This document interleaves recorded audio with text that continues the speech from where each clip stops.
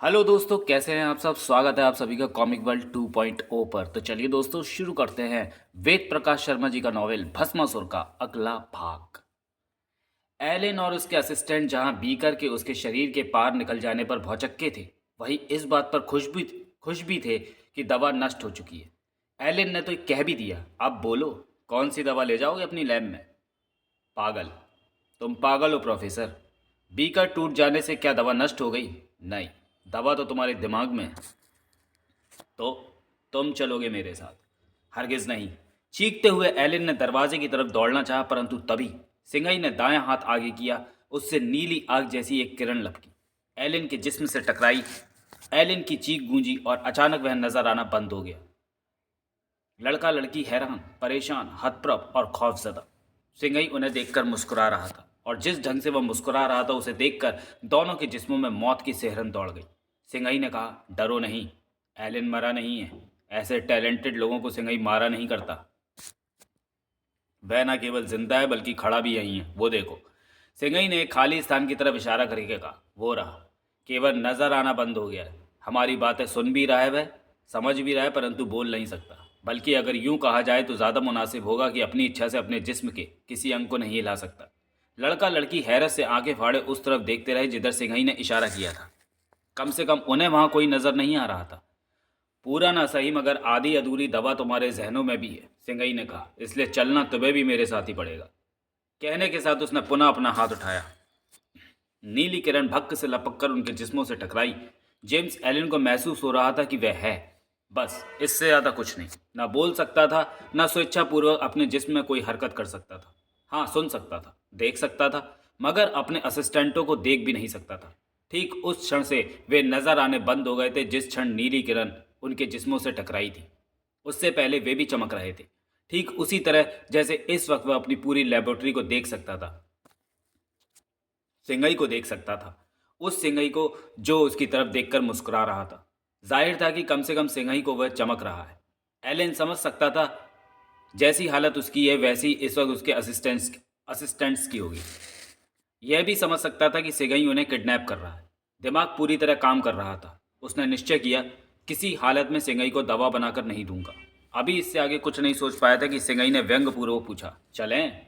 Elon ने बोलने की नाकाम कोशिश की। फिर उसने सिंघई को धुएं की मानव आकृति में चेंज होते देखा।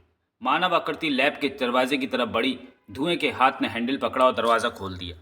अब उसने खुद को रबर के बेजान पुतले की तरह जमीन से ऊपर उठते देखा। दरवाजे की तरफ बढ़ते महसूस किया, और लॉन में पहुंचने के बाद धुएं की आकृति के साथ आकाश की तरफ उठता चला गया। वह कुछ देर बाद जेम्स एलिन किसी प्लेन की तरह अपने शहर के ऊपर उड़ रहा था। शहर की जिंदगी आम दिनों की तरह चल रही थी। किसी की तवज्जो उसकी तरफ नहीं थी। होती भी कैसे? एलिन समझ चुका था कि वह किसी को चमक नहीं रहा है। और वही क्यों, निश्चय ही उसके दोनों असिस्टेंट भी इर्द गिर्द ही होंगे, मगर उसे चमक नहीं रहे थे। धुएं की आकृति के रूप में सिंघई जरूर आगे आगे नजर आ रहा था, परंतु ऐसे धुएं तो अक्सर ही वातावरण में गर्दिश करते रहते हैं, सो किसी के ध्यान देने का कोई सवाल ही नहीं था। कहो प्रोफेसर, कैसा लग रहा है? एकाएक उसके कान में सिंघई की आवाज़ पड़ी। क्या तुमने सोचा था कि अपने इसी जीवन में कभी शहर के ऊपर से उड़ोगे? एलन जवाब देने की स्थिति में नहीं था। वह ऊपर और ऊपर उठता चला जा रहा था। एक स्थिति ऐसी आई कि वह बादलों के ऊपर पहुंच गया। जमीन नजर आनी बंद हो गई और फिर वायुमंडल में एक ऐसा रॉकेट परवाज करता नजर आया जिसे देखना तो दूर, कल्पना तक एलन कभी नहीं कर पाया था। रॉकेट एयरबस की तरह गोल और लंबा था, मगर पंख नहीं थे उसके। आगे की तरफ से नुकीला, नोक पर अजीब सी धातु की बनी एक पंखुड़ी, और एक क्यों, रॉकेट की पूरी बॉडी पर चारों तरफ वैसी अनेक पंखुड़ियां थीं। सिंघई की आवाज़ पुनः कानों से टकराई। यह है वो रॉकेट जिसमें तुम आगे का सफ़र करोगे। देखते ही देखते रॉकेट के नज़दीक पहुंचे। चलते हुए रॉकेट की बॉडी से इस्पात का एक शिकंजा निकला और खिलौने की तरह उसे अंदर खींच ले गया। अगले पल उसने खुद को एक गैलरी में खड़ा पाया। मानव आकृति के रूप में सिंघई भी नज़दीक ही खड़ा था। एलिन समझ सकता था कि इस वक्त वे रॉकेट के अंदर है, मगर हिलना डुलना तो दूर, हल्का सा कंपन नहीं था कहीं। अर्थात पता ना होता तो वह समझ नहीं सकता था कि वे सफ़र कर रहे हैं। आओ, कहने के साथ धुएं की आकृति गैलरी में एक तरफ को बढ़ी। एलन रॉकेट के फर्श पर इस तरह सरकने लगा जैसे पत्थर के पुतले को जबरदस्ती सरकाया जा रहा हो। किसी ऐसे चमत्कारी दुनिया में फंसने की उसने कल्पना तक नहीं की थी। 5 मिनट बाद वे एक ऐसे कक्ष में थे जिसे 5 स्टार होटल का स्वीट कहा जाए तो गलत ना होगा। वहाँ शानदार सोफा, फ्रिज, टीवी और टेबल आदि थी। टीवी के सामने एक सिंहासन नुमा कुर्सी पड़ी थी। धुएं की मानव आकृति से आग का एक भभका उठा, कक्ष की दीवार से टकराकर गुम हुआ और अगले पल वहां सिंह खड़ा नजर आया। सिंहासन नुमा कुर्सी पर बैठते वक्त उसने हाथ आगे किया।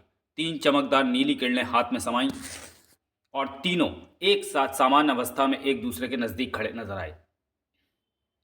तीनों की आंखों में हैरत के भाव थे, ऐसे जैसे सपना देख रहे हो। सिंघई की आवाज गूंजी, आराम से सोफे पर बैठो।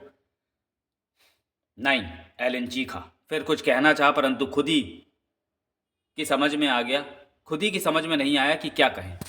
प्रोफेसर, सिंघई ने कहा, इस रॉकेट तक का सफर मैं तुम्हें बेहोश करके भी करा सकता था, मगर नहीं कराया, केवल इसलिए ताकि समझ सको कि अब तुम अपनी दुनिया से दूर सिंघई की दुनिया में आ चुके हो और अपनी इच्छा से अपनी दुनिया में नहीं लौट सकते। बोलो, क्या तुम मेरी इच्छा के बगैर लौट सकते हो?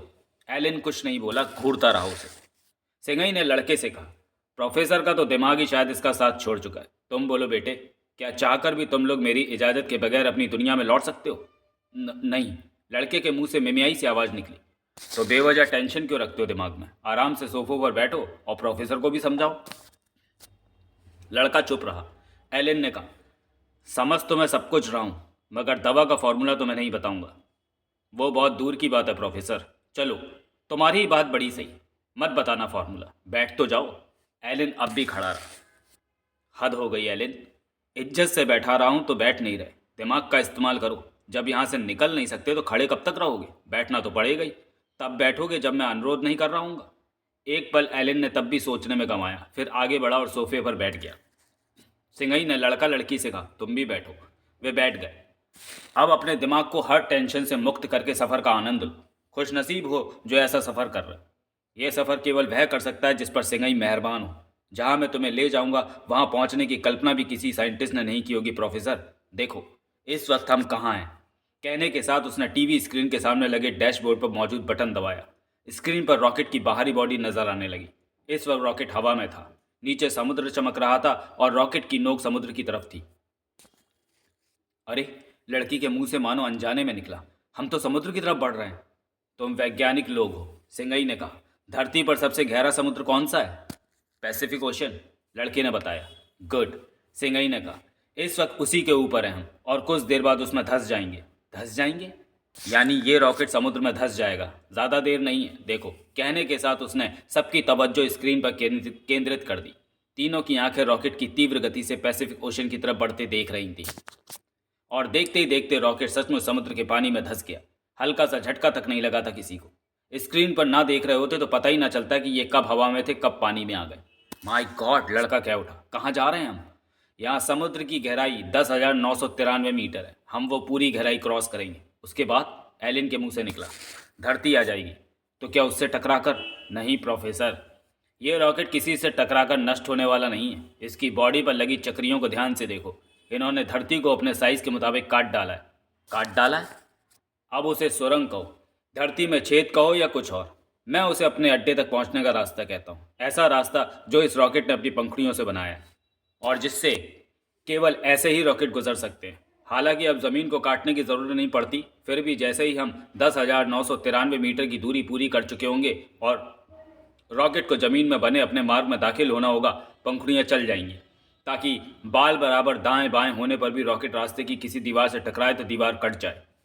ज़मीन के अंदर? लड़का क्या उठा। आखिर आखिर पहुंचना कहाँ है हमें? धरती का व्यास 26,80,000 मीटर है, यानी केंद्र धरती की किसी भी सतह से 13,40,000 मीटर दूर हुआ। समुद्र के बाद शुरू हुई सुरंग की लंबाई 13,29,007 मीटर है और हम ये सुरंग पार करके ठीक केंद्र में पहुंचेंगे। हे भगवान, एलिन क्या उठा। क्या इस बार तुमने अपना अड्डा वहां बनाया है? हाँ प्रोफेसर, जमीन के अंदर, ठीक केंद्र में। बोलो, कोई कैसे पहुंच सकता है वहां? तीनों की आंखें हैरत से फटी रह गई। दरवाज़ा चरमराने की आवाज़ ने विकास की नींद उचटा दी। आंखें खोलकर दाएं बाएं देखा, नाइट बल्ब की मध्यम रोशनी बिखरी पड़ी थी।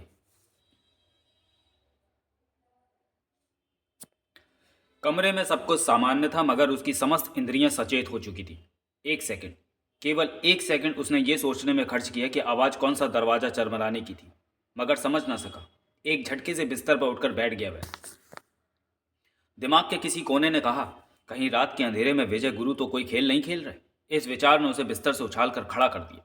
अचानक सॉरी आजकल उसके आंतरिक मस्तिष्क में 24 घंटे ये बात थी कि विजय गुरु कभी किसी भी नए रूप में कोई नया खेल खेल सकते हैं। शायद इसी कारण हल्की सी आहट उसकी नींद उचटा गई थी। अभी वह अपने स्थान पर स्टैच्यू की मानंद खड़ा ही था कि गैलरी से पदचाप उभरी। विकास ने झपट कर तकिए के नीचे से रिवॉल्वर निकाला। अब पक्का था कि कहीं कोई गड़बड़, कोई हलचल है। जबड़े भिज गए लड़के के, चेहरे पर सख्ती के भाव उभर आए। बड़बड़ाया, मुझे इल्म था गुरु कि आप क्राइमर अंकल के आने से पहले ज़रूर कुछ गिल खिलाएंगे। गैलरी से उभरने वाली पदचाप हालांकि बहुत हल्की थी। साफ जाहिर था कि बाहर जो भी है बहुत सावधानी से बिल्ली की मानंद दबे पांव गैलरी से गुजर रहा है। परंतु विकास के सतर्क कान आवाज़ को काफ़ी स्पष्ट सुन रहे थे। ना सिर्फ सुन रहे थे बल्कि विकास ने यह अनुमान भी लगा लिया कि आने वाला उसी के कमरे की तरफ आ रहा है। टकराने का पक्का निश्चय करके वह दबे पांव दरवाजे की तरफ बढ़ा। 2 ही कदम बढ़ा पाया था कि इरादा बदला और पलट कर अपने बेड पर लेट गया। अगले पल ऐसा लग रहा था जैसे वह गहरी नींद में सोया पड़ा हो, मगर वास्तव में आंखें पलकों की झिर्रियों से दरवाजे के की होल पर जमी थी। कदमों की आवाज़ ठीक दरवाजे के बाहर आकर रुक गई। लिखना गलत ना होगा कि विकास जैसे शख्स का दिल जोर जोर से धड़कने लगा। इस सस्पेंस ने उसकी हालत खराब कर दी कि बाहर कौन है और उसका मकसद क्या है। इतना तो वह समझ सकता था कि जो भी कुछ हो रहा है उसके पीछे विजय गुरु ही होंगे, परंतु हो क्या रहा है, करने वाला कौन है, और क्या सचमुच विजय गुरु उसे या आरजू को कोई नुकसान पहुंचाने के मूड में है। अभी उसे अपने जहन में घुमड़ रहे किसी सवाल का जवाब नहीं मिला था कि लगा गैलरी की तरफ से एक आंख की होल से आ सटी है। जाहिर था कि वह आंख अंदर का दृश्य देखने का प्रयत्न कर रही थी। धाड़ धाड़ कर रहे दिल के साथ विकास ने उस आंख को पहचानने की भरसक चेष्टा की, परंतु कामयाब न हो सका। एक तो काफी दूर, दूसरे आंख का हिस्सा भर और तीसरे कम रोशनी। विकास ने देखा, कुछ देर आंख अंदर का दृश्य देखती रही, फिर हटी। सन्नाटा छाया रहा। यह सन्नाटा इतना गहरा था कि बाहर मौजूद व्यक्ति के सांसों तक की आवाज़ विकास के कानों ने कैच कर ली। कुछ देर बाद पदचाप पुनः उभरी। विकास ने बेड छोड़ दिया। रिवॉल्वर पर पकड़ मजबूत हो गई। जबड़े तो सख्ती के साथ भिजे हुए थे ही। अब वह दरवाजे की तरफ बढ़ा। इस बात के प्रति पूरी सावधानी बरती कि जिस तरह वह बाहर वाले की कदमों की आवाज़ सुन रहा है, कहीं बाहर वाला भी उसकी आवाज़ न सुन ले। दरवाजे के नज़दीक पहुंचकर उसने की होल से आंख सटाई। गैलरी में कोई नज़र नहीं आया। कान सटाया, दूर जाती पदचाप स्पष्ट सुनाई दी। और जब ये आवाज़ आनी बंद हो गई तो विकास ने बहुत धीमे से चटकनी गिराई। जरा सी चूं चां उत्पन्न किए बगैर दरवाजे में झिर्री बनाई। सिर का बहुत थोड़ा सा हिस्सा बाहर निकालकर उस दिशा में देखा जिधर पदचाप गुम हुई थी। गैलरी खाली पड़ी थी। आगे जाकर एक मोड़ था। विकास समझ गया वह जो भी है मोड़ के उस तरफ है। वह गैलरी में आया, दबे पांव दौड़ा, मोड़ के नज़दीक पहुंचा, सांस रोकी, झांक कर मोड़ के उस तरफ देखा, और यह सच है कि चीख विकास के हलक से निकलते निकलते रह गई। वह आरजू थी। आरजू दबे पांव विपरीत दिशा में बढ़ी चली जा रही थी। एक साथ सैकड़ों सवाल विकास के जहन में गुत्थम गुत्ता हो गए। ये क्या चक्कर है? आरजू के इस हरकत का क्या मतलब? इस तरह दबे पांव चोरों की मानंद कहाँ जा रही है? वह क्यों जा रही है? जी चाहा कि आवाज़ दे, मगर यह सोचकर रुक गया कि मुमकिन है ऐसा करने के बाद उसे अपने एक भी सवाल का जवाब न मिले। आरजू इस तरह चली जा रही थी जैसे नींद में चल रही हो। विकास ने पीछा करने का निश्चय किया और एक बार निश्चय किया तो सावधानी पूर्वक पीछा करता बंगले की छत पर पहुंच गया। रास्ते में कई बार आरजू ने पलट कर पीछे देखा, परंतु विकास ने पीछा ही ऐसे स्टाइल से किया था कि वह उसे नहीं देख पाई। छत पर मौजूद पानी की विशाल टंकी की बैक में जाकर उसने अपने बाएं हाथ की तर्जनी से अंगूठी उतारी। टंकी के दूसरी तरफ छुपा विकास सब कुछ देख रहा था। कुछ देर अंगूठी रूपी ट्रांसमीटर पर किसी से संबंध स्थापित करने का प्रयास करती रही। सफल होने पर धीरे से बड़बड़ाई, hello hello Aarzoo here. Hello आरजू। दूसरी तरफ से उभरने वाली आवाज़ हालांकि धीमी और बारीक थी, परंतु सन्नाटा ज़्यादा होने के कारण विकास के कानों तक स्पष्ट पहुंची। बहुत बुरी खबर है। क्या हुआ ताऊ जी? बोलो। ओवर। शायद शहजाद अब इस दुनिया में नहीं है। नहीं। रोकते रोकते भी मानो आरजू के हलक से चीख निकल गई। तो ताऊ जी ये क्या कह रहे हैं आप? दूसरी तरफ से दुख और विषाद युक्त स्वर में कहा गया, मुझे उसका खत मिला है। शहजाद का खत? आरजू ने कहा। क्या बात कर रहे हैं ताऊ जी? भला शहजाद का खत कैसे मिल सकता है? वह तो CIA की कैद में है। भला वह खत कैसे? यही सब तो लिखा है खत में। ये कि शहजाद किसी तरह CIA की कैद से निकल भागा, मगर वह शिकारी कुत्तों की तरह सारे वॉशिंगटन में उसे ढूंढ रहे हैं।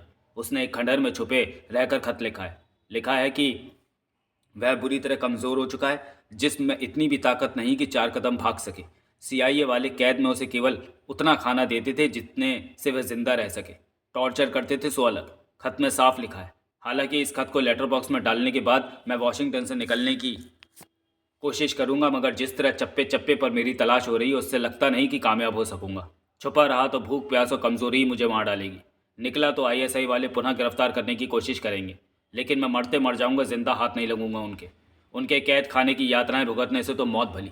मेरे पास एक रिवॉल्वर है जिसे भागते वक्त एक सैनिक से छीना था।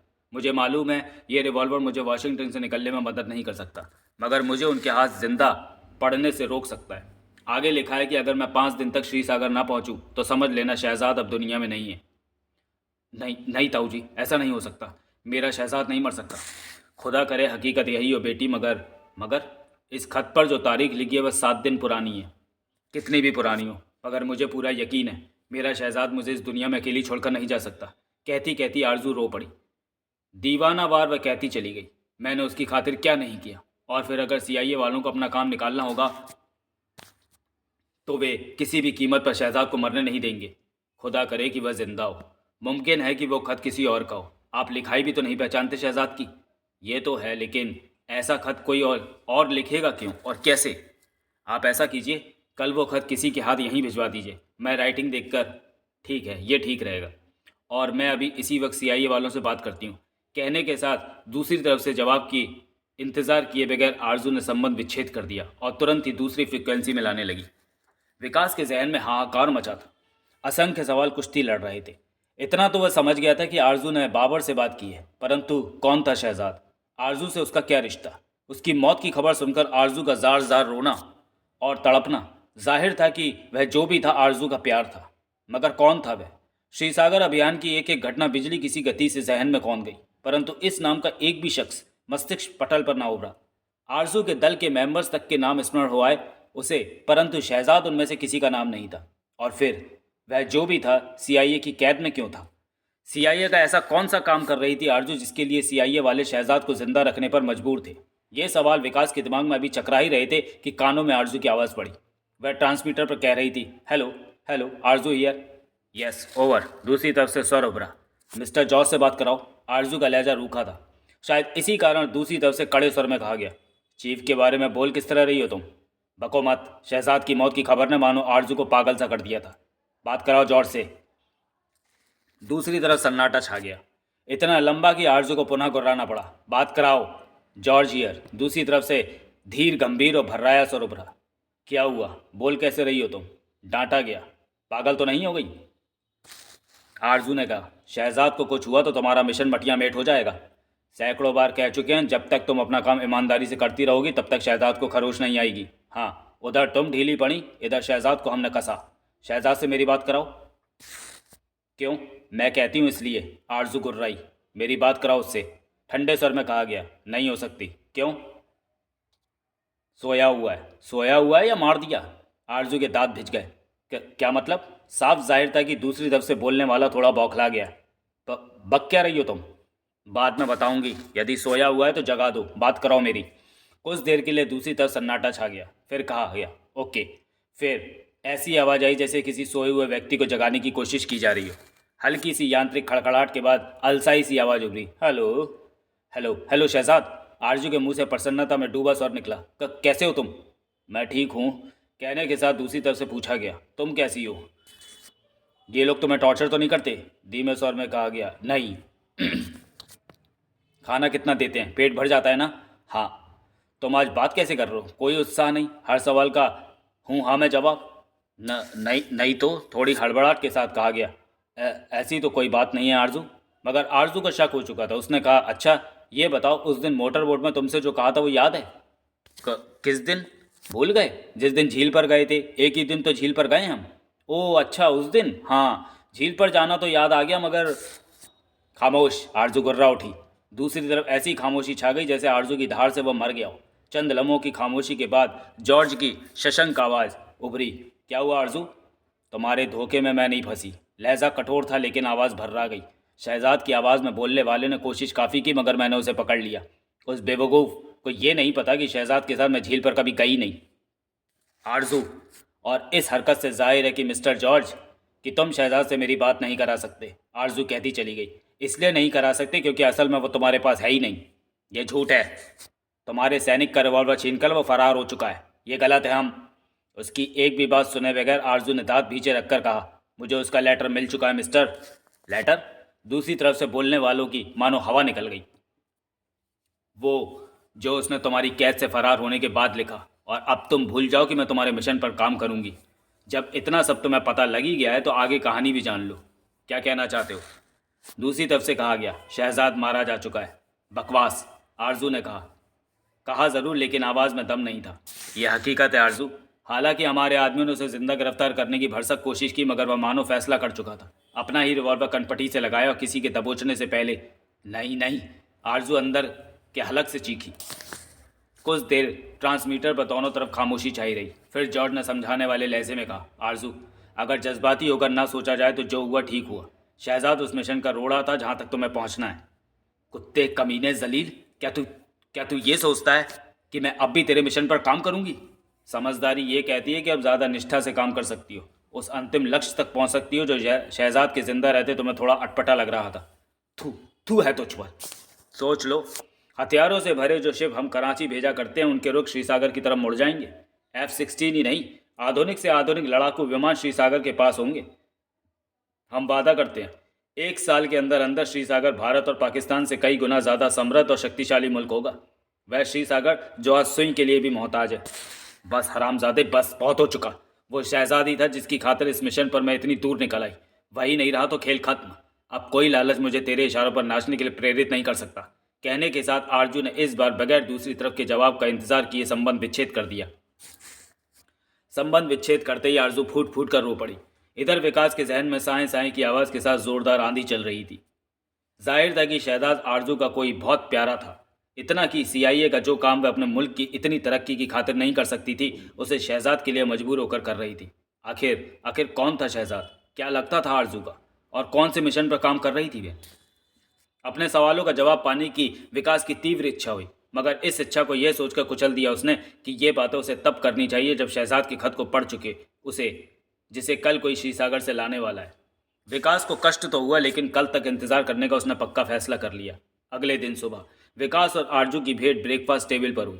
पूरी तरह गंभीर विकास ने उसे भरपूर नज़रों से देखा, ऐसी नज़रों से जैसे खुद को विश्वास दिलाने की कोशिश कर रहा हो कि वह वही लड़की है जिसे रात उसने चोरी से गैलरी पार करते, अपने कमरे में झांकते और CIA के चीफ से बात करते देखा था। उस वक्त उसे यकीन होकर रहा जब आरजू को बार बार नजरें चुराते देखा। ब्रेकफास्ट टेबल पर पूरी तरह खामोशी थी। अंततः ब्रेड पर मक्खन लगाती रहना कह ही उठी, क्या बात है, आज तुम दोनों बहुत खामोश हो? विकास और आरजू की नजरें एक बार फिर मिली। विकास की इच्छा उन आंखों में झांकते रहने की थी, मगर आरजू ने पलकें झुका ली। लगता है झगड़ा हो गया, रघुनाथ ने नैपकिन की तह खोलते हुए कहा। ऐसा ही लगता है। एक एक नज़र दोनों पर डालने के बाद रैना ने कहा, कुछ ज़्यादा ही बच गई, वरना रोज़ ब्रेकफास्ट पर हंगामा खड़ा किए रखते थे, और मैं तो ब्रेड पर मक्खन लगाना ही भूल गई थी। आरजू बगैर कुछ बोले अपनी कुर्सी से उठी, रैना के हाथ से ब्रेड पीस और छुरी लेकर स्वयं मक्खन लगाने लगी। रैना ने प्यारी मुस्कान के साथ कहा, मक्खन लगाए बगैर काम नहीं चलता बेटी, रोज़ लगाना चाहिए। रघुनाथ भले ही मुस्कुराया हो, मगर ना आरजू मुस्कुरा सकी ना विकास। अरे अब थोड़ी चौंकी रहना, क्या हुआ तुम दोनों को? क्यों मुंह फुला रखे हैं? शादी से पहले इतना सीरियस झगड़ा करोगे तो शादी की बात करने के लिए क्या बचेगा? तुम फिक्र क्यों करती हो जाने मन? रघुनाथ ने कहा, एकांत मिलते ही समझौता हो जाएगा, फूले मुंह खेले उठेंगे। ये भी ठीक है, रैना ने समर्थन किया। हम दोनों तो बाजार जा ही रहे हैं, उसके बाद। मम्मी, विकास ने आरजू के दाएं हाथ की तर्जनी में मौजूद अंगूठी पर दृष्टि टिकाए कहा, आरजू की यह अंगूठी कितनी सुंदर है। रैना और रघुनाथ की नज़र एक साथ अंगूठी पर पड़ी। आरजू ने उंगली को मोड़कर छुपाने की कोशिश की। रैना ने उसका हाथ पकड़ा। जाने क्यों आरजू का हाथ बुरी तरह कांपने लगा। अंगूठी को ध्यान से देखती रैना ने कहा, उतनी सुंदर तो नहीं जितनी तू तारीफ कर रहा है। तुम्हें क्या पता, रघुनाथ ने हस्तक्षेप किया, इस उम्र में कांच भी हीरा नजर आता है। अरे तुम्हारा हाथ इतनी बुरी तरह कांप क्यों रहा है बेटी? नहीं तो, लगभग ज़बरदस्ती अपना हाथ खींचती आरजू ने कहा, नहीं तो। विकास कुछ और तंज कसने जा रहा था कि हॉल में अल्फांसे की आवाज़ अचानक गूंजी, नाश्ता तो हम भी करेंगे भाई। अरे भैया, रहना उछल पड़ी। रघुनाथ के मुंह से निकला, अल्फांसे? क्राइमर अंकल। यह सच है कि सब कुछ भूलकर विकास खुशी से चहक उठा। एक साथ सभी उसकी तरफ लपके, जबकि अल्फांसे ने दरवाजे पर खड़े खड़े कहा, ठहरो ठहरो, सब वहीं ठहरो। और तुम जरा बीच में से हटो जीजाश्री, साफ नहीं चमक रही वो लड़की, जरा देखूं तो सही बहू को। रघुनाथ ठहाका लगाकर एक तरफ हट गया। देख, आरजू भी अल्फांसे की तरफ ही रही थी, शायद उसके क्रेज के कारण। मगर जब अल्फांसे को भरपूर नज़र से देखते पाया तो मुखड़े पर हल्की सी घबराहट उभरी। पलके ही नहीं, गर्दन झुका ली उसने। अरे मार दिया मोर्चा, नारा सा लगा था अल्फांसे। बाहें पसार कर विकास की तरफ लपकता चीखा, मालूम था बेटे, मालूम था कि ऐसे वैसे माल पर हाथ रखने वाला नहीं है तू। विकास अल्फांसे की तरफ लपका, नजदीक पहुंचा। विकास अल्फांसे की तरफ लपका, नजदीक पहुंचा। चरणों में झुका ही था कि अल्फांसे ने बाहों में समेट लिया। बोला, चरण वरण छोड़, गले से लिपट जा आज। खुश कर दिया बेटे, खुश कर दिया तूने। जाने क्यों अल्फांसे से लिपटे विकास की आंखें भर आईं। आरजू ने साड़ी का पल्लू सिर पर डाला, अल्फांसे की तरफ बढ़ी। अबे हट, एक तरफ हट तू। विकास को अपने से अलग करते अल्फांसे ने कहा, पैर छूने दे उसे। विकास हट गया। अल्फांसे ने जो कहा आरजू की तरफ देखते हुए कहा था। नज़र विकास पर रही होती तो उसकी आंखों में तैरते आंसू छुप नहीं सकते थे, और अल्फांसे की ही क्यों, सभी की नज़र आरजू पर थी। उस आरजू पर जो अल्फांसे के नज़दीक पहुंचते ही झुकी और चरण स्पर्श किए। जाने उस वक्त ऐसा क्या हुआ कि अल्फांसे भी थोड़ा भावुक नजर आया। दोनों हाथ उसके सिर पर रखता बोला, सदा सुहागन रहो। और इस तरह फपक पड़ी आरजू जैसे बांध टूट पड़ा हो। सभी चौंके, विकास भी। पल्लू से मुंह छुपाए बुरी तरह रोती आरजू अंदर भाग गई। अल्फांसे सहित सभी ठगे से रह गए। अल्फांसे के मुंह से निकला, क्या हुआ उसे? कौन देता जवाब? किसी को कुछ मालूम हो तो बोले भी। अब रैना के चेहरे पर थोड़ी सख्ती और नाराजगी के भाव उत्पन्न हुए। विकास को कड़ी नजरों से घूरते हुए पूछा, जवाब क्यों नहीं देता? आरजू से कहा क्या है तूने? मैंने कुछ नहीं कहा। तो फिर बात क्या है? रघुनाथ ने पूछा। सुबह से तुम लोग उखड़े उखड़े क्यों? और अब अच्छे खासे हंसी मजाक के माहौल के बीच वह अचानक इस तरह क्यों रो पड़ी, जैसे काफी देर से रुलाई रोके रोके हुए थी? उसे पता होगा, विकास ने रूखे अंदाज में दो टूक जवाब दिया। कम से कम मुझसे कोई बात नहीं हुई। विकास अब अल्फान से भी थोड़ा गंभीर नजर आया। मामला क्या है? कल फोन पर तो बहुत चहक रहे थे तुम दोनों। खासतौर पर तुम तो मुझे ट्रेस हो जाने पर ज़्यादा ही खुश थे, परंतु अब तुम्हारे चेहरे पर दूर दूर तक उस खुशी का नामो निशान नहीं दिख रहा। इस बीच कुछ तो हुआ है? नहीं अंकल, कुछ नहीं हुआ। अपना जासूस प्यारा तो कोई खेल नहीं खेल गया? नहीं, इस बीच उन्होंने कोई नई हरकत नहीं की। तू नहीं जानता उस पहुंचे हुए कलाकार को। मैं उसकी नस नस से वाकिफ़ हूँ। ऐसे पैतरे दिखाने में उसे मास्टरी हासिल है कि खेल खेल भी जाता है और किसी को उसकी हरकत भी नज़र नहीं आती। भैया, ये तो बेकार ही पीछे पड़ा उनके। जाने कैसे शक हो गया है कि विजय भैया ये शादी नहीं चाहते। मेरी उससे खुलकर बात हुई है, वह तो बहुत खुश। मम्मी, पहले भी कई बार कह चुका हूँ, उन्होंने झूठ बोला है तुमसे, झांसा दिया है, जबकि मुझसे साफ कहा है कि। लेकिन मुझसे झूठ क्यों बोलेंगे वे? इस बहस को छोड़ो, रघुनाथ ने कहा। जो इस वक्त हुआ है, कम से कम उससे विजय का कोई संबंध नहीं है। अल्फान से ये इन्हीं दोनों के बीच का कोई मामला है। कल तक सब ठीक था, सुबह से दोनों एक दूसरे से खफा हैं। मगर ऐसा क्या है कि रोकते रोकते आरजू अपनी रुलाई न रोक सकी? रैना ने कहा, वो भी इस माहौल में, जबकि अल्फान से भैया अभी अभी आए हैं। अगर सचमुच तुझे मालूम नहीं तो अंदर जा, उससे पूछ कि क्या बात है। विकास जड़वट सा खड़ा था। अल्फांसे ने कहा, जाओ विकास, बात करो उससे। डबल बेड पर औंधी पड़ी आरजू अभी तक सिसक रही थी। विकास एक पल के लिए दरवाजे पर टिटका, फिर आगे बढ़ा, बोला, आरजू। उसने जवाब नहीं दिया, सिसकती रही।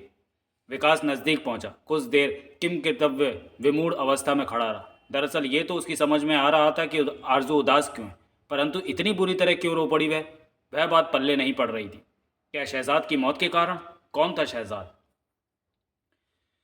एक बार फिर रात की घटनाओं के संबंध में बात करने की हूक उठी, लेकिन विकास ने उसे पुनः मजबूती के साथ दिल में दफन कर लिया।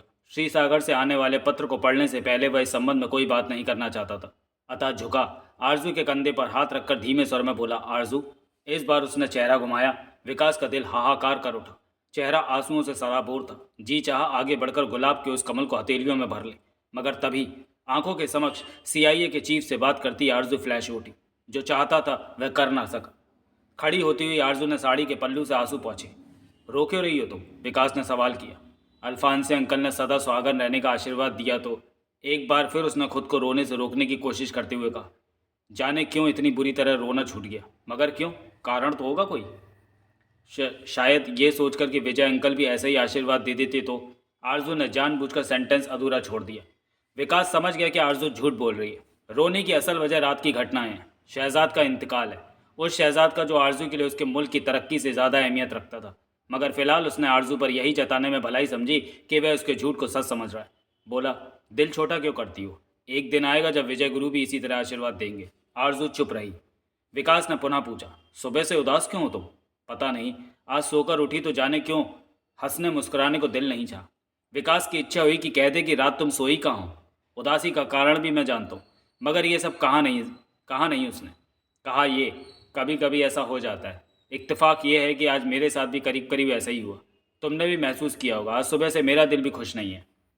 आरजू पुनः चुप्पी साध गई, मगर विकास ने कहा, जिस उदासी का कारण खुद हमें नहीं मालूम, उसका प्रदर्शन करके हमें अपने बड़ों को चिंतित और परेशान करने का कोई हक नहीं पहुंचता आरजू। वे हमसे बेइंतहा प्यार करते। वे तभी मुस्कुरा सकते हैं जब हमें खुश देखें। और क्राइमर अंकल तो अभी अभी आए हैं। कितने दिल से आशीर्वाद दिया था उन्होंने तुम्हें। हम ऐसा व्यवहार करेंगे तो उनके दिल पर क्या गुजरेगी? क्या उनकी खुशी के लिए हमें हॉल में नहीं चलना चाहिए? बनावटी ही सही, लेकिन क्या अपने होठों पर मुस्कान नहीं बिखेर लेनी चाहिए हमें? ये लो। विकास और आरजू की मुस्कान पर नजर पड़ते ही रघुनाथ कह उठा, जय श्री राम, हो गया काम। हमारे लिए इतना ही काफ़ी है। एक फंक्शन में जाना था, ऑलरेडी लेट हो चुके हैं। अल्फांसे, तुम बच्चों के साथ मौज मस्ती करो, नाश्ता करो, हम निकलते हैं। और है ना, रुको तो सही। हॉल में आ चुके विकास और आरजू की तरफ देखती रहना बोली, पूछ तो लूँ बात क्या थी? जो भी थी, चेहरे बता रहे हैं कि खत्म हो चुकी।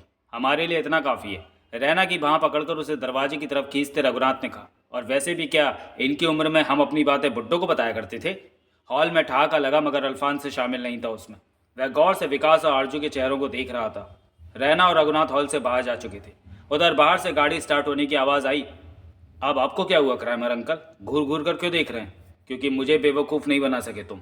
मतलब भूल गए लगते हो बेटे। अल्फांसे को चेहरे पढ़ने में महारत हासिल है। तुम्हारे चेहरों पर मौजूद ये बनावटी चमक, फोटो पर खिंची जबरदस्ती की मुस्कान तुम्हारे माँ बापों को भले ही धोखा दे जाए, मुझे नहीं दे सकती। दोनों के चेहरे एकदम उतर गए। विकास के मुंह से सिर्फ एक ही शब्द निकला, अंकल। मैं इस बेवकूफ़ के रोने की वजह जानना चाहता हूँ। नहीं अंकल, इसके अलावा और कोई वजह नहीं थी कि जब आपने आशीर्वाद दिया तो इसे विजय गुरु की याद हो गई। आरजू को इस बात ने रुला दिया कि ऐसा आशीर्वाद हमें गुरु का क्यों नहीं मिल रहा। कमाल है, अल्फांसे ने ठहाका से लगाया। अगर इतनी सी बात है तो चलो अभी चलते हैं उसके पास, देखता हूँ साला आशीर्वाद कैसे नहीं देता। नहीं अंकल, विकास गंभीर हो उठा, यह उतना आसान नहीं है जितना आप सोच रहे हैं। मतलब? इस संबंध में मेरी उनसे काफ़ी विस्तार पूर्वक बातें हुई हैं। पहले से मालूम था कि वे मेरी शादी का विरोध करेंगे, मगर आपकी तरह सोचता था कि उन्हें मना लूँगा, परंतु मानने की बात ही छोड़ो, वे किसी भी हालत में वे शादी होने ना होने देने की दृढ़ प्रतिज्ञा पर हैं। आपको बुलाने का ख्याल मेरे जहन में ऐसे ही नहीं आया। पूरी बात बता, क्या क्या हुआ अब तक? क्या बताऊं क्रामर अंकल, बस इतना कह सकता हूं कि मेरी किस्मत खराब है। दिल छोटा क्यों करता है? किस्सा बता। आज दुनिया भर के मुजरिम विकास के नाम से थर्राते हैं। भारत के दुश्मन देशों को 24 घंटे विकास का खौफ सताया करता है। ये सब इसलिए है क्रामर अंकल, क्योंकि खतरा भले ही चाहे जितना बड़ा रहा हो, विकास उससे जूझने में कभी कतराया नहीं।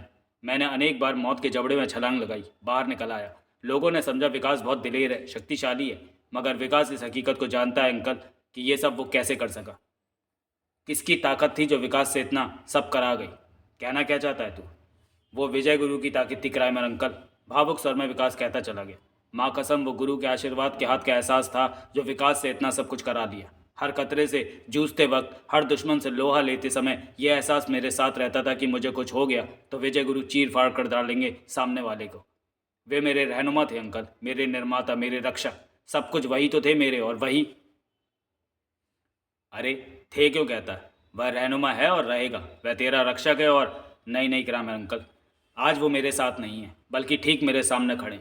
तभी तो मैंने खुद को अनाथ महसूस किया, तभी तो आपकी याद आई मुझे। कहता कहता विकास सचमुच रो पड़ा। आज वो मेरी भावनाओं को समझने को तैयार नहीं, मेरी खुशी में शामिल होने को तैयार नहीं, बल्कि कहते हैं भले ही तेरा कत्ल करना पड़े या आरजू का, ये शादी नहीं होने दूंगा। कह तो दिया मैंने भी, मुझे भी शादी आरजू से ही करनी है। देखता हूँ आप कैसे रोकेंगे, मगर उनके बगैर तो मैं कुछ हुई नहीं अंकल। उनसे टकराने की तो बात ही दूर, उनके आशीर्वाद के बगैर तो एक मच्छर तक से नहीं उलझ सकता विकास। उफ, तू तो पागल हो गया लगता है। आराम से बैठ, खुद को भावनाओं के भंवर से निकाल कर बता कि वह इस शादी के इतना खिलाफ क्यों? अंकल, मैंने कभी सोचा भी नहीं था कि मैं और विजय गुरु कभी किसी मुद्दे को लेकर इतने अलग, इतने दूर और टकराने के मूड में आमने सामने खड़े होंगे। क्या हो गया मुझे, क्या हो गया उन्हें? उफ, अल्फांसे के कंधे पर सिर रखकर फपक फपक कर रो पड़ा विकास। अल्फांसे का कलेजा चाक चाक हो उठा, चीख पड़ा वह। अबे क्या हो गया तुझे? मुझे भी रुलाएगा क्या? रोने दो अंकल, रोने दो मुझे। रोता रोता विकास कहता चला गया। जाने कब से मेरी इच्छा रोने की हो रही थी, मगर वो कंधा ही नहीं था जिस पर सिर रखकर मैं अपनी भड़ास निकाल सकता। टैक्सी रघुनाथ की कोठी के सामने रुकी। हाथ में सूटकेस लिए एक शख्स उतरा और ड्यूटी पर मौजूद संतरी की तरफ बढ़ा। किससे मिलना है? संतरी ने पूछा। अंदर आरजू जी होंगी, उन्हीं से। आप श्रीसागर से आए हैं? आगंतुक ने संक्षिप्त उत्तर दिया। हाँ। आइए मेरे साथ, कहता हुआ वह एक तरफ को बढ़ गया। आगंतुक उसके पीछे हो लिया। संतरी उसे मुख्य इमारत की जगह उधर ले गया जिधर रघुनाथ की कोठी पर तैनात रहने वाली फोर्स के क्वार्टर्स बने हुए थे। आगंतुक के जहन में सवाल कौंधे जरूर, लेकिन कुछ बोला नहीं। संतरी उसे एक सर्वेंट क्वार्टर में ले गया। विकास वहां पहले से मौजूद था। अरे विकास जी! आगंतुक उसे पहचानता था। पहचान विकास भी उसे गया। उसने आगंतुक को श्री सागर के महल में देखा था, मगर नाम याद नहीं आया था उसे। उसने संतरी से कहा, तुम जाओ। संतरी बगैर कुछ कहे वापस मुड़ा और चला गया। विकास ने आगंतुक पर नजरें गड़ाकर पूछा, तुम्हारा नाम? इकबाल। आरजू के लिए शहंशाह बाबर का कोई मैसेज लाए हो? जी हाँ। मुझे दो। माफ़ करें, इकबाल ने कहा। मुझे चिट्ठी आरजू के हाथ में देने का हुक्म हुआ है। चिट्ठी मुझे दो, कठोर लहजे में कहने के साथ विकास ने जो रिवॉल्वर निकालकर उसकी तरफ ताना तो इकबाल हक्का बक्का रह गया। जाहिर था कि अपने साथ ऐसे व्यवहार की उसने कल्पना तक नहीं की थी। जी, वह बुरी तरह हकला उठा। क्या मतलब? मैं कुछ समझा। चूं चटाक की तो गोली मार दूंगा। लेटर कहाँ है? मरता क्या ना करता। इकबाल ने फौरन जेब में से एक सील बंद खत निकालकर उसे पकड़ा दिया। लिफाफा हाथ में आते ही विकास ने बिजली की सी फुर्ती के साथ रिवॉल्वर के दस्ते की चोट इकबाल की कनपटी पर की। इकबाल बेचारे को ना तो विकास से ऐसी किसी हरकत की उम्मीद थी, ना ही उसने हाड़ मास के बने किसी आदमी से इतनी फुर्ती की अपेक्षा की थी। सो खुद उसे पता नहीं लगा कि आंखों के आगे आतिशबाजी हुई तो क्यों और कैसे हुई। हाँ, हलक ने एक चीख जरूर उगली। वह भी हलक में घुटकर रह गई, क्योंकि मुंह पर कुकुर के ढक्कन की तरह एक हाथ चिपका हुआ था। आतिशबाजी के बाद इकबाल की आंखों के सामने अंधेरा छाया और फिर मस्तिष्क उस अंधेरे में डूबता चला गया। विकास ने उसे छोड़ दिया। मिट्टी के पुतले की तरह इकबाल उसके कदमों में गिरा। विकास सील बंद लिफाफा खोलने में मशगूल था। लिफाफा खोलकर उसने लेटर निकाला, पढ़ा। विकास की कार अल्फांसे ने विजय की कोठी के पोर्च में रोकी ही थी कि आओ आओ लूमड़ मियाँ, विजय की आवाज़ वातावरण में गूंजी। ड्राइविंग डोर खोलकर बाहर निकलते अल्फांसे ने देखा कि कोठी के मुख्य द्वार से कूदता फांदता विजय उसी की तरफ आ रहा था। होठों पर मुस्कान लिए अल्फांसे ने जब तक दरवाज़ा वापस बंद किया तब तक विजय उसके नज़दीक पहुंच चुका था। कहो जासूस प्यारे, विजय से लिपटते हुए अल्फांसे ने कहा। उसे अपनी बाहों में भरता विजय बोला, कैसे हैं शिष्य तुम्हारे? ओह, आते ही व्यंग, रह गए ना दंग। आओ अंदर बैठकर करेंगे जंग। कहने के साथ अल्फांसे का हाथ पकड़कर खींचता हुआ विजय हॉल में पहुंचा। ले आया और एक सोफे पर बैठाता हुआ बोला, हो जाओ शुरू। मतलब? अल्फांसे की आंखें गोल हो गई। 5 स्टार होटल के स्विमिंग पूल में भरे पानी की तरह साफ है। उसके सामने वाले सोफे पर बैठते हुए विजय ने कहा, तुम यहाँ दिलजले के हिमायती बनकर आए हो, उसके पक्ष में बोलोगे? बोलो, हम झेलने को तैयार हैं। कुछ देर तक वह गौर से देखता रहा विजय को, फिर गंभीर स्वर में बोला, विजय लूमड़। विजय ने ठीक उसी के स्वर में कहा, क्या तुम जानते हो कि विकास तुमसे प्यार करता है? नहीं। विजय का लहजा व्यंग से सराबोर हो उठा। न्यूज़ अब आप देंगे हमें? प्लीज़ विजय, बातों को मजाक में मत उड़ाओ। बातों को नहीं तो क्या पतंग उड़ाएं लूमड़ मियाँ, विजय ने कहा। और बातें भी वे जो ना साली उठाने लायक हो ना धरने लायक। यानी कि आप हमें यह बताने आए कि दिलजला हमसे कितना प्यार करता है? शब्दों पर मत जाओ, उनकी सेंस पकड़ने की कोशिश करो, अल्फांसे ने कहा। आरजू को लेकर उसके और तुम्हारे बीच जो तनातनी हुई है, मुमकिन है तुम्हारे दिमाग में उसमें फंसाओ। मैं ये कहना चाहता हूँ कि गुस्से और जोश में भरा विकास तुमसे कह भले ही चाहे जो गया हो, मगर असल में वो बहुत दुखी है, खुद को असहाय और अनाथ समझ रहा है। मेरे इस कंधे पर सिर रखकर 15 मिनट रोया है वह। इतिहास गवाह है, मजनुओं को रोने में मज़ा आता है। थोड़ा ताव खा गया अल्फांसे, गुर्राया। मजनू अपनी महबूबा के लिए रोया करते हैं, वो तुम्हारे लिए रोया है? हमारे लिए? जैसे चकित रह गया विजय। क्यों? और दांत भींच भींच कर भावुक अंदाज में जब अल्फांसे वे शब्द दोहरा रहा था जो विकास ने कहे थे, तो विजय उठा। चहलकदमी शुरू की उसने। अल्फांसे जैसा शख्स न भाप सका कि विजय की यह हरकत भी बेवजह नहीं थी। दरअसल रोकने की लाख चेष्टाओं के बावजूद उसकी आंखें डबडबा उठी थी, और अपने आंसू किसी को दिखाना विजय का सिद्धांत नहीं था। अल्फांसे के चुप होने तक वह चहलकदमी करता हुआ उसी तरह पी गया उन्हें जैसे कभी शंकर ने जहर पिया था, और अल्फांसे के चुप होते ही उसकी तरफ पलटकर अपने सदाबहार अंदाज में बोला, तुमने गलत कहा लूमड़ मियाँ, दिलजला हमारे लिए नहीं अपनी महबूबा के लिए रोया है। वह कैसे? शादी करने की जिद छोड़ दे, रहनुमा, रक्षक या जो कुछ भी उसने हमें कहा उसके साथ हैं। विजय, तुम उसकी भावनाओं को समझने की कोशिश क्यों नहीं कर रहे? अल्फांसे ने कहा। उसे आरजू से सच्ची मोहब्बत हो गई है यार, और हमने उसे अपने लहू से जो सींचा वो इसलिए सींचा कि एक दिन वह एक अदनी सी लड़की की खातिर उसके सामने खड़ा होगा जिसे अपना निर्माता, मुहाफिज और जाने क्या क्या कहता है। वह सिर्फ कहता है लूमड़ मियाँ, मानता नहीं। मानता तो ये सब होता ही नहीं। तुमने उससे पूछा क्यों नहीं कि अगर वह इतना सब समझता है तो हमें खोकर भी उस लड़की को हासिल करने के लिए क्यों मारा जा रहा है? क्या ये बात साफ नहीं हो गई कि हम हों भले ही उसके सब कुछ, लेकिन वो आरजू की खातिर इस सब कुछ को खोने के लिए तैयार है? विजय, उसने तुम्हें पढ़ाया और तुम पढ़कर चले आए लूमड़ प्यारे। लानत है तुम पर। तुमने सोचा क्यों नहीं कि हमने इसी दिन के लिए उसे वो सब सिखाया था जो हम खुद नहीं जानते थे? क्या उसकी 10वीं वर्षगांठ पर तुम इसलिए उसे उठाकर ले गए थे कि वह साला महिवाल बने, रांझे की तरह रो रो कर सबको अपने आंसू दिखाता फिरे? या इसलिए ले गए थे कि दुनिया उस पर नाच कर सके, उसके कारनामे देखकर लोग कहें कि देखो देखो ये है अल्फांसे का चेला? और फिर तुमने भले ही ऐसी कल्पना की हो, मगर विजय ने कभी नहीं की। विजय ने हमेशा यही सोचा, हर पल यही चाहा कि विकास सारे जहां में अपने गुरुओं का नाम रोशन करे। या ये चाहा था कि वो साला एक लड़की के लिए गिरेबान पकड़ ले विजय का, सीना तान कर खड़ा हो जाए मेरे सामने। कहा तो है, ये सब वह गुस्से में कह गया। ये सब तो झेल गया विजय, आगे भी अगर कोई बेइज्जती करे तो हंसते हंसते झेलने को तैयार हूँ लूमड़ प्यारे, मगर अपने शाहकार को तबाह होते देखने को तैयार नहीं हूँ मैं। विकास अगर मरेगा भी तो उसी शक्ल में, उसी रूप में जो मैंने उसे दिया था। मजनू बनकर तो मैं उसे मरने तक नहीं दूंगा। अल्फांसे को लगा वास्तव में उसके पास विजय की किसी बात का जवाब नहीं है। विजय ने जो कहा उसे कहते वक्त विकास की तरह वह रोया भले ही ना हो, मगर भावनाओं के बहाव में वह भी था। बोला, विजय, मैंने पहले कभी तुम्हें इस तरह भावनाओं में बहकर बहते नहीं देखा। हाँ, मुमकिन है लूमड़ प्यारे कि मैं थोड़ा बहक गया हूँ, लेकिन इस बहकने के पीछे भी साला दिल जले ही है। विजय ने खुद को नियंत्रित करते हुए कहा, जब कोई फनकार अपने शाहकार को टूट टूट कर बिखरता देखता है तो अंदर ही अंदर वो खुद किस तरह टूट टूट कर बिखरता है इसे महसूस कर रहे हैं। मगर हम वो फनकार नहीं प्यारे जो अपने शाहकार को टूट कर बिखरता देखते रहे। हम उसे तोड़ डालेंगे जो हमारे शाहकार को तोड़ने की कोशिश करेगा। तुम ऐसा सोचते ही क्यों हैं विजय की शादी के बाद विकास? लूमड़, विजय ने बात बीच में काट दी। इस मामले को लेकर पहले ही कई लोगों से इतनी बहस हो चुकी है कि हम और बहस के मूड में नहीं हैं। यानी तुम आमादा हो कि ये शादी नहीं होने दोगे? ये तो दिल जले नहीं तुम्हें बता दिया होगा? हाँ, बताया था, कहने के साथ अल्फांसे उठ कर खड़ा हो गया। हालांकि मैं तुम्हारी भावनाओं और तर्कों से असहमत नहीं, लेकिन इस मामले में साथ विकास का दूंगा। जो भी कदम उठाओ ये सोचकर उठाना कि उधर अल्फांसे भी खड़ा है और तुम्हें अपने हर पैतरे का माकूल जवाब मिलेगा। कहने के बाद विजय का जवाब सुनने के लिए वह रुका नहीं, बल्कि तेज कदमों के साथ हॉल पार कर गया। विजय इस तरह मुस्कुरा रहा था जैसे अल्फांसे को इस दुनिया का सबसे बड़ा मूर्ख समझ रहा हो। CIA के कौन से मिशन पर काम कर रही थी तुम? आरजू उछल पड़ी, चौंक कर पूछा, तो तुम्हें कैसे मालूम? सवाल मत करो। विकास के हलक से अंगारे बरसे। जवाब दो, किस मिशन के लिए मोहरा बनी? आरजू उसकी तरफ देखती रह गई। विकास का सारा वजूद सुलगता साफ नजर आ रहा था। आरजू की हालत ऐसी थी जैसे बोलना चाहती हो मगर मुंह से लफ्ज ना फूट रहा हूँ। आरजू, विकास पुनः गुर्राया, तुम जानते हो मुझे एक ही सवाल बार बार पूछने की आदत नहीं है। फिर आरजू ने मानो सब कुछ बताने का निश्चय कर लिया। एक लंबी और ठंडी सांस खींचने के बाद बोली, उन्होंने मुझे तुम्हें अपने प्रेम जाल में फंसाने के मिशन पर लगाया था। झटका सा लगा विकास को, मुंह से निकला, प्रेम जाल? हाँ, आरजू ने पूरी कठोरता के साथ कहा। विकास ने धाड़ धाड़ कर रहे दिल के साथ पूछा, और तुमने मुझे फंसाया? तुम जानते हो नहीं। यह चीख विकास के अंदर से निकली और चीखने के बाद एक लफ्ज मुंह से नहीं निकाल सका। वे चेहरा भभकता रहा, सांस धौंकने की मानंद चलती रही, ऐसे जैसे मीलों लंबी रेस लगा कर आया। थोड़ा संयंत्र होकर बोला, यह नहीं हो सकता, तुम झूठ बोल रही हो। यह सच है विकास। विकास? विकास नहीं, विक्की। मैं विक्की हूँ आरजू।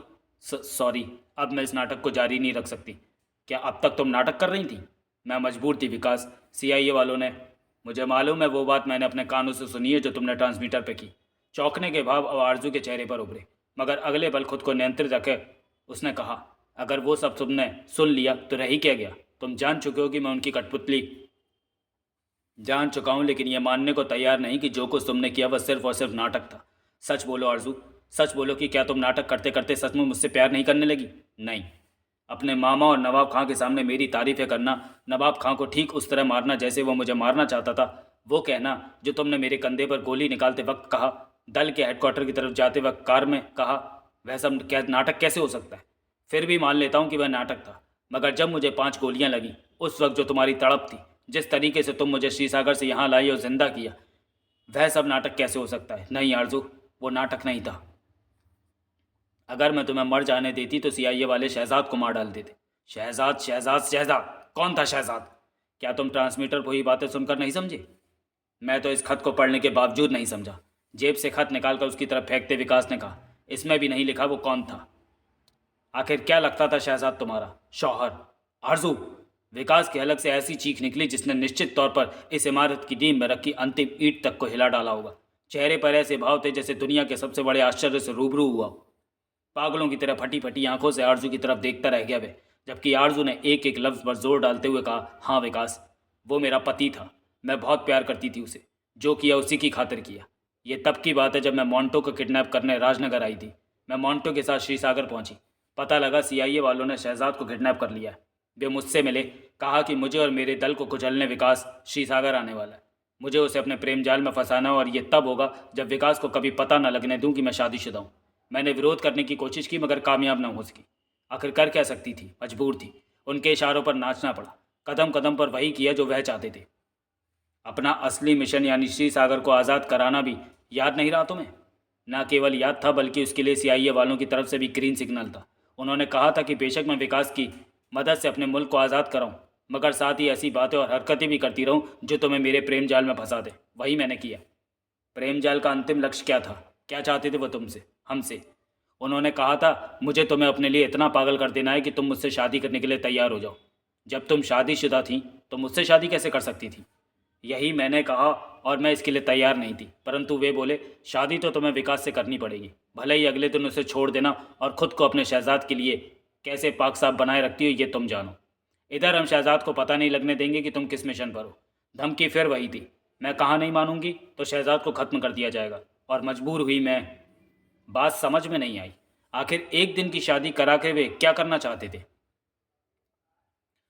मालूम तो मुझे भी नहीं है, क्योंकि उन्होंने कभी बताया नहीं, लेकिन अनुमान ज़रूर है कि शायद वे उस विकास को मानसिक तौर पर तबाह और बर्बाद कर देना चाहते थे जो हमेशा सीआईए के लिए खतरा बना रहता है। खुद से संपर्क बनाए रखने के लिए उन्होंने मुझे ट्रांसमीटर रूपी अंगूठी दी। लंबी और गहरी सांस लेने के बाद आरजू ने कहा, यह खेल मैंने शहजाद को बचाने की खातिर शुरू किया था, मगर मैं बचा न सकी। अब खुद सोचो विकास, एक शादीशुदा औरत जो सीआईए की कठपुतली बनी ही इसलिए ताकि उनके पंजे में फंसे अपने शौहर को निकाल सके, वह तुमसे या किसी से भी सच्ची मोहब्बत करी कैसे सकती थी? धोखेबाज, बेवफा। दहाड़ने के साथ विकास झपटा। दोनों हाथ आरजू की गर्दन पर जम गए। उन पर दबाव बढ़ाता वह दांत भींचकर चीखा, मैं तुझे खत्म कर दूंगा। तू नागिन है, जहरीली नागिन है तू।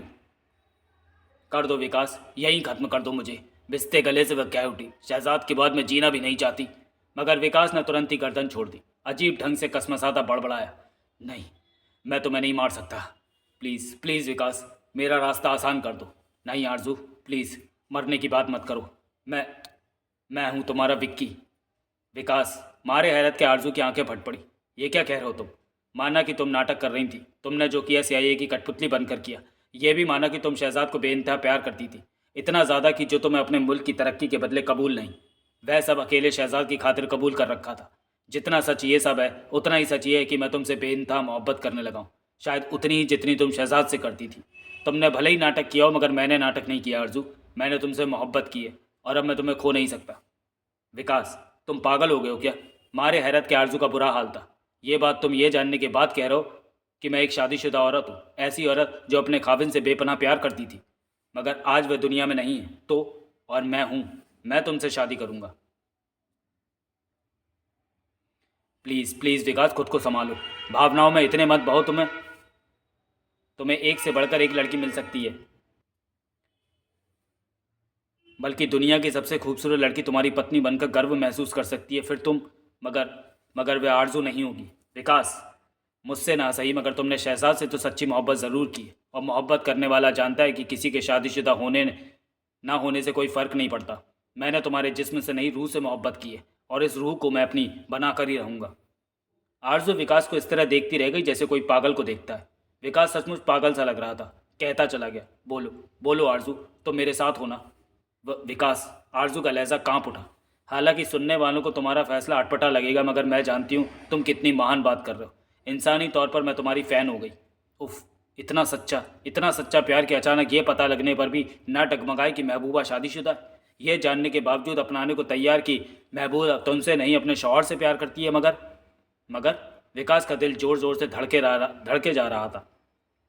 मुझे दुख है कि तुम्हारी भावनाओं से इस हद तक खेली, इस हद तक कि तुम मुझसे इस कदर मोहब्बत करने लगे। मतलब? उसने साफ कहा, मैं तुमसे शादी नहीं कर सकती। क्यों? विकास ने उसे झंझोड़ दिया। क्यों? मेरे बाकी जीवन के लिए मेरे शहजाद की यादें ही काफ़ी हैं। टूटे और उदास स्वर में आरजू कहती चली गई, मैं उन्हें सहेज कर रखूंगी। कभी उनके साथ हंसूंगी, मुस्कुराऊंगी, कभी रोऊंगी। और मैं मैं जो तुम्हारे लिए तड़पता रहूँगा सारी ज़िंदगी। प्लीज़ विकास, संभालो खुद को। मैं देख रही हूँ कि तुम वही बनते जा रहे हो जो सीआईए वाले चाहते थे। खुद को उनकी साजिश का शिकार मत होने दो, वरना सारी ज़िंदगी मुझे इस बात का अफसोस रहेगा कि मेरी वजह से ऐसा हुआ। भले ही मजबूर थी, लेकिन इससे यह हकीकत नहीं बदल जाएगी कि विकास नाम की हस्ती अगर ख़त्म हुई तो उसका कारण मैं हूँ। अगर तुम सचमुच ऐसा चाहती हो, अगर वाकई तुम्हारी ख्वाहिश ये है कि विकास नाम की हस्ती मरते दम तक दुनिया के पर्दे पर रहे, तो मुझे मझधार में मत छोड़ो, मंजिल तक पहुंचा दो मुझे। हकीकत यह है कि अगर तुमने मुझसे शादी नहीं की तो मैं तड़प तड़प कर मर जाऊंगा, और यदि कर ली तो दुनिया को विकास नाम की हस्ती वापस मिल जाएगी। विकास, विकास तुम समझते क्यों नहीं? मैं तुमसे शादी नहीं कर सकती। मगर क्यों? मैं शहजाद से बहुत प्यार करती थी। ये शादी उससे, वो अब इस दुनिया में नहीं है, जबकि मैं हूँ। विकास चीखता चला गया। अब समस्या का एकमात्र हल यही है आरजू। ये क्या हुआ कि उधर तुम शहजाद की यादों से लिपटी बिलखती रहो, इधर मैं तुम्हारे लिए तड़प तड़प कर जान दे दूँ। मुझे ये भी मालूम है कि अब सीआईए वाले तुम्हें लाख लालच देते रहे, मगर तुम उनके इशारों पर नाचने के लिए कभी तैयार नहीं होगी। एक वादा और कर सकता हूँ आरजू, तुम्हारी कसम, एक एक हरामजादे से गिन गिन कर शहजाद की मौत का बदला लूंगा। अमेरिका पहुंच जाऊंगा, सीआईए के चीफ को तुम्हारे कदमों में ला पटकूंगा। जैसे चाहो मौत के घाट उतारना उसे। उफ विकास, तुम्हें हो क्या गया है? फिर कहती हूँ कि ये पागलपन की बातें छोड़ो। सोचो तो सही, आखिर मैं एक शादीशुदा औरत हूँ। ये बात जब मम्मी पापा और सारी दुनिया को पता लगेगी तो? नहीं, किसी को पता नहीं लगेगी। जैसे आज तक नहीं पता, वैसी कभी पता नहीं लगेगी। यह रहस्य या तो मेरे और तुम्हारे सीने में दफन रहेगा या बाबर के। सारी ज़िंदगी किसी तीसरे को नहीं। मैं इस रहस्य को अपने सीने में दफन नहीं रख सकती। अगर तुम्हें इसी से सुकून मिलेगा तो मुझे इसमें कोई दिक्कत नहीं। चाहोगी तो खुद मम्मी पापा और सारे ज़माने को तुम्हारे शादीशुदा होने का भेद बता दूंगा। क्या मम्मी पापा उस हालत में हमारी शादी होने देंगे? खुशी से करते हैं तो करें, वरना शादी मुझे करनी है, उन्हें नहीं। विकास के चेहरे पर पुनः चट्टानी दृढ़ता नजर आने लगी। अब तक केवल विजय गुरु विरोध कर रहे थे, आगे सारा जमाना भी करने लगा तो विकास को अपने इरादों से हिला नहीं सकता। मगर विकास, कितनी बदनामी होगी तुम्हारी। क्या सोचेंगे लोग तुम्हारे बारे में? तुम दुनिया के हीरो, और दुनिया का हीरो एक शादीशुदा औरत से शादी करे तो? सोचने दो, मुझे किसी की परवाह नहीं है। लाइफ मेरी अपनी है। निजी ज़िंदगी में कोई भी फैसला लूँ, उसके बारे में दुनिया वालों को सोचने और बोलने का कोई हक नहीं है। मगर मैं बर्दाश्त नहीं कर सकती कि लोग तुम्हारे बारे में उल्टा सीधा कहें। किसी को बताना ना बताना हमारे हाथ में है। आरजू पर जवाब देते ना बन पड़ा, कसमसा कर रह गई वे। जहन ने कहा, उफ, इतनी मोहब्बत, इतना प्यार। सच्चा प्यार अगर किसी को कहते हैं तो वो ये होता है। ये जो विकास ने तुझसे किया है, वो प्यार कहाँ, वासना का गंदा खेल होता है, जहाँ दिलबर के बारे में जरा सी बुरी बात पता लगने पर अविश्वास की खाइयाँ खुज जाती हैं। विकास पर तेरे शादीशुदा होने का फ़र्क इसलिए नहीं पड़ा क्योंकि तेरे शरीर से उसे कुछ मतलब नहीं। उसे तो रूह चाहिए, आत्मा से मोहब्बत की है उसने। आरजू ख्यालों में डूबी थी। विकास ने आगे बढ़कर उसके दोनों कंधे पकड़े, बेहद भावुक स्वर में बोला, अब कुछ मत सोचो आरजू, तुम जैसी भी हो मुझे तुम्हारी ज़रूरत है। मुझे भविष्य में एक हस्ती के रूप में देखना चाहती हो तो स्वीकार कर लो। अपनी खातिर ना सही, मेरी खातिर शादी कर लो मुझसे। आरजू की आंखें भर आई, कुछ ना कह सकी वे। बोलो, विकास ने उसे झंझोड़ा, बोलो ना आरजू, मुझे सोचने का टाइम दो, आरजू ने बड़ी मुश्किल से कहा। आरजू, विकास ने खींचकर उसे अपनी बाहों में भर लिया, जोर से भींचता हुआ बड़बड़ाया, मुझे मालूम है तुम मुझे मझधार में छोड़कर नहीं जा सकती। आरजू फूट फूट कर रो पड़ी। Hi miss Gogia Pasha. आशा के फ्लैट में दाखिल होते हुए विजय ने नारा सा लगाया, और आशा के साथ वहां बैठे अशरफ, विक्रम और नाहर को देखकर पैरों में मानो ब्रेक लग गए। चेहरे पर मायूसी छा गई। अपनी ही गुद्दी पर बार बार धौल जमाता बोला, धत धत धत, जमाने धत तेगी। क्या हुआ? अशरफ ने पूछा। साली किस्मत के ही बाजे बजे हुए अपनी। विजय के स्वर में निराशा झलक रही थी। जब भी लाइन मारने का इरादा बनाकर दड़बे से निकले तभी लाइन लगी मिली। विक्रम बोला, कैसी लाइन?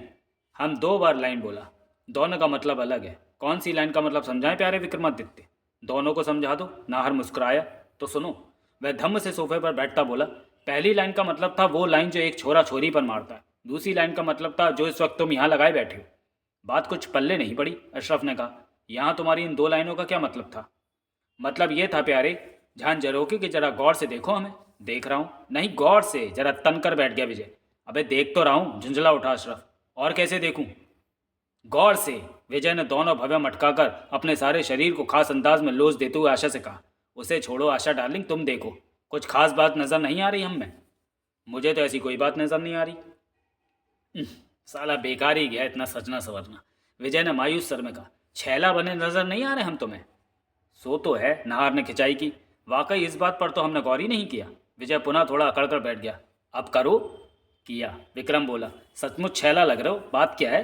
बात यह है विक्रमादित्य, जब कोई छोरा छैला बनकर घर से बाहर निकले तो समझ लेना चाहिए कि वह पहली वाली लाइन मारने निकला है।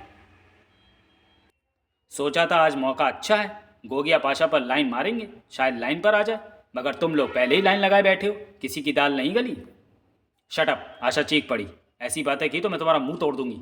आशा के शटअप कहते ही विजय सोफे से फिसल कर नीचे गिर पड़ा था। वहीं पड़ा पड़ा बोला, आज तो अपनी डार्लिंग ही लाइन से उतरी हुई है। क्यों मियाँ, किसने दिलाया इन्हें इतना क्रोध? विजय, भन्नाई हुई आशा गुर्राई। आज के बाद तुमने मुझसे इस किस्म की बातें की तो मुझसे बुरा कोई ना होगा। Thank you very much Asha darling. सहमे से अंदाज में वापस सोफे पर बैठते विजय ने कहा, तुम चाहती हो तो आज के बाद कभी कोई ऐसी बात नहीं करेंगे, मगर आज करने की छूट देने के लिए थैंक यू। कसमसा उठी आशा, दांत और मुट्ठियां भींचकर बोली, उफ, मेरा मतलब आज से था, अभी से था। तुमने मुझसे इस किस्म की बातें की तो मैं तुम्हारा मुंह नोच लूंगी। विजय ने घबराकर अपने चेहरे पर हाथ रखे। मन ही मन ये सोचकर खुश हुआ कि चीफ के रूप में उसने आशा को जो डोज दी थी वह काम कर रही है, परंतु प्रत्यक्ष में विजय वाली स्टाइल में ही बोला, समझ गए आशा डार्लिंग, समझ गए कि इन कमबख्तों में से कोई हमारे आने से पहले ही तुम्हारे सामने अपनी प्रेम एप्लीकेशन लगा चुका है। तुम्हारा पारा इसलिए हाई फाई है और नजला हम पर गिर रहा है। हम देख रहे हैं कि सबके सब साले छैला बने बैठे हैं। क्यों बे, किसने लगाई एप्लीकेशन? क्या तुम्हें पता नहीं कि गोगिया पाशा की एडवांस बुकिंग शो टाइम से 1 घंटा पहले हमारे नाम हो चुकी है? विजय, तुम बाज नहीं आए तो मैं चीफ से शिकायत कर दूंगी। चीफ? वो साला चूहा। विजय, अशरफ ने उसकी बात काटकर गंभीर स्वर में कहा, मतलब की बात पर आया जाए तो बेहतर होगा।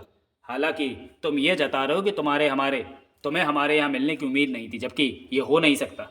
चीफ ने हमें यह कहकर आशा के फ्लैट पर पहुंचने का हुक्म दिया था कि यहाँ तुम हमें मिशन के बारे में कोई गाइडलाइन देने वाले हो, और ये हो ही नहीं सकता कि तुम यहाँ उसके हुक्म के बगैर पहुँचे हो। अमा, ये तो भूल ही गए हम। याद दिलाने के लिए धन्यवाद प्यारे झंझरोखे। गाड़ी में जब हम इधर आ रहे थे तो सोचा गोगिया पाशा के फ्लैट की तरफ हम क्यों जा रहे हैं। दिमाग पर कई किलो वजन डाला, याद नहीं आया। फिर शीशे में खुद को छैला बने देखा तो लगा ज़रूर हम लाइन मारने जा रहे हैं। वो साली चूहे वाली बात तो दिमाग से फिसल ही गई। खैर, होता है, केला खाने के बाद जब कोई उसका छिलका दिमाग की सड़क पर फेंक देता है तो उस पर पैर पड़ने के कारण बातें अक्सर फिसल जाती हैं। हाँ, तो अब वो बात संभल कर खड़ी हो गई है, कपड़े झाड़ रही है। घबराओ मत, चोट ज़्यादा नहीं है, 10-20 जगह मामूली खरोचे हैं, डिटॉल लगाने पर। अबे क्या बके जा रहा है? वे विक्रम की सहन शक्ति जवाब दे गई। झल्ला गया वे, मतलब की बात बोल। चीफ ने हमें तुम्हारे मुंह से कौन सा हुक्म सुनने यहाँ भेजा है? नाराज क्यों होते हो यार? 1 मिनट। उसने सोफे से उठकर बाथरूम की तरफ बढ़ते हुए दाएं हाथ की सबसे छोटी उंगली दिखाते हुए कहा, 1 मिनट, जरूरी काम। किसी के कुछ कहने से पहले वो बाथरूम के अंदर घुस गया। दरवाजा बंद हुआ। चारों के दिमाग बुरी तरह भन्नाए हुए थे। अशरफ बड़बड़ाया, उफ, बड़ा झक्की आदमी है, पता नहीं चीफ इसे इतनी अहमियत क्यों देता है। नाहर बुदबुदाया। अशरफ बोला, साले को नेता बना रखा है हमारा। इधर विजय के बारे में ये सब टिप्पणियां चल रही थीं, उधर बाथरूम का दरवाज़ा बंद करते ही वह उस खिड़की की तरफ लपका जो बाहर की तरफ खुलती थी। खिड़की में कांच की पट्टियां लगी थीं और वो शख्स जो कुछ पल पहले कमरे में अशरफ आदि से मूकतापुर बातें कर रहा था, उस वक्त बिजली की सी गति से कांच की पट्टियों को उतार उतार कर बाथरूम के फर्श पर रखता जा रहा था।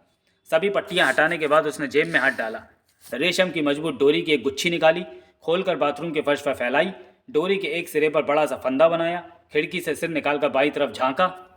कमरे के रोशनदान के इस तरफ धनुष टंकार बैठा हुआ था। इधर धनुष टंकार की नज़र बाथरूम की खिड़की से झांकते विजय पर पड़ी और चौंक कर कोई एक्शन करने ही वाला था कि डोरी का फंदा उसके जिस्म पर आकर पड़ा। मोंटो ने जंप लगाई, लेकिन फंदा अपना काम कर चुका था। मोंटो के मुंह से ची ची की आवाज़ निकली। फंदे में फंसा हवा में झूल गया। ची ची की आवाज़ अशरफ, विक्रम और नाहर और आशा ने भी सुनी, चौंके भी, मगर कमरे में कोई खिड़की उस तरफ नहीं थी। रोशनदान ऊंचाई पर था। आशा, वह उछल कर खड़ा होता हुआ चीखा, कोई स्टूल दो। आशा स्टूल के लिए झपटी, जबकि इधर विजय ने तेजी से डोरी खींची थी। खींचकर उसने फंदे में झपटटाने मोंटो को दबोचा। बोला, उस्तादों से उस्तादी। मोंटो ने हाथ जोड़े, मतलब साफ था, माफ कर दो डबल गुरु। विजय उसे दबोचे बाथरूम के दरवाजे की तरफ बढ़ा। उस वक्त स्टूल पर चढ़ा अशरफ रोशनदान की दूसरी तरफ झांकने का प्रयत्न कर रहा था। जब बाथरूम का दरवाज़ा खोलकर कमरे में कदम रखते विजय ने कहा, कसरत करनी छोड़ो प्यारे झांझरों के, ये रहे दिलजले के जासूस अनोखे। एक साथ सबने पलट कर विजय की तरफ देखा। उसकी गोद में दबे मोंटो को देखकर चौंक पड़े। ये क्या कर रहा था यहाँ? स्टूल से कूदते अशरफ ने कहा। विजय ने जवाब दिया, रोशनदान के उस तरफ बैठे रेडियो विविध भारती सुन रहे थे। मगर आशा के मुंह से निकला, तुम्हें पता कैसे चला कि ये यहाँ है? लग जाता है पहुंचे हुए संत जो ठहरे। कई पल के लिए सन्नाटा छा गया वहाँ। नाहर को लग रहा था कि उसे अपने सवाल का जवाब मिल गया है। चीफ इसलिए महत्व देता है विजय को, इसलिए कि मूर्खतापूर्ण बातें और हरकतें ये सब भले ही चाहे जितनी करता रहे, परंतु कारनामा कर दिखाने में सबसे आगे रहता है। वे चारों विजय को इस तरह देख रहे थे जैसे वह कोई अजूबा हो। जबकि मोंटो को गोद में लिए आराम से एक सोफा चेयर पर बैठते विजय ने कहा, बैठो प्यारों, पहले उसका इंटरव्यू ले लें, उसके बाद होंगी वो काम की बातें जो तुम सुनना चाहते थे। एक साथ एक क्षण में चारों की समझ में ये बात आ गई थी कि विजय ने इतना लंबा बकवास में क्यों गुजारा था, काम की बात क्यों नहीं की थी। जाहिर था कि वह मोंटो की वहां मौजूदगी को पहले ही ताड़ चुका था। हाँ तो मोंटो प्यारे, विजय ने धनुष टंकार से पूछा, क्या हाल है तुम्हारे। उसकी गोद में बैठे मोंटो ने पुनः माफ़ी मांगने वाले अंदाज में हाथ जोड़े। इस बीच हम एक बार तुला राशि के घर गए, काफ़ी देर रहे मगर तुमसे भेंट नहीं हुई। समझ गए कि दिलजले ने तुम्हें किसी ज़रूरी लाइन पर लगा रखा है। पता किया तो पाया कि अपने झांझरोकी की परछाई बने हुए थे तुम। मेरी? अशरफ चौंका। हाँ प्यारे, जरा अच्छी तरह से देख कर चला करो अपने चारों तरफ के नज़ारे, विजय ने कहा। गुलफाम के होटल में आरजू से बात करके जब दिलजले को पता लगा कि उसे तुम सबने किडनैप किया था, तो आईएसआई के जासूसों का तियां पाचा करने निकलने से पहले उसने घर पर फ़ोन करके मोंटो को तुम पर नज़र रखने का हुक्म दिया, ये सोचकर कि हम आगे भी जो हरकत करेंगे तुम ही लोगों द्वारा करेंगे और उसे वक्त रहते सूचना मिल जाएगी। क्यों मोंटो उस्ताद, कुछ गलत बका हमने? मोंटो ने इंकार में गर्दन हिलाई। तो चलिए दोस्तों, वीडियो को यहीं समाप्त करते हैं और मिलते हैं भस्मासुर के अगले भाग में अगले वीडियो में। तब तक के लिए धन्यवाद।